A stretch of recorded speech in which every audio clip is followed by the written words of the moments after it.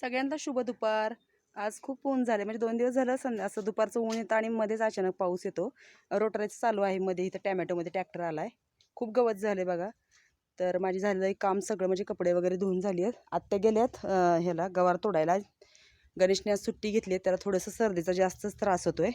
तर जेवणात बनवलेली आहे छान अशी इकडे मटकीची आमटी बनवली आहे. आज थोडासा भात पण बनवलेला आहे दुपारी.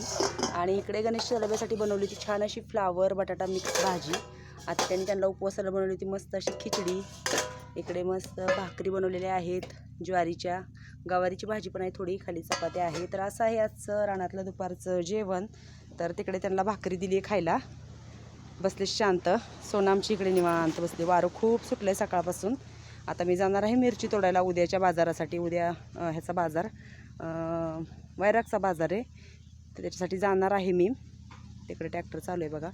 टॅमॅटोची रोपं पण आले, तिकडे टॅमॅटो लावायचे आहेत. तर टॅमॅटो बघा कसे भरपूर लागले, दिसत आहेत का सगळे हिरवे हिरवे टॅमॅटो. तर कसा वाटला व्हिडिओ नक्की कमेंटमध्ये सांगा. आणि वातावरण कसं झालं ते पण नक्की सांगा. या तुम्ही पण सगळेजण छान असं रानातलं जेवण करायला.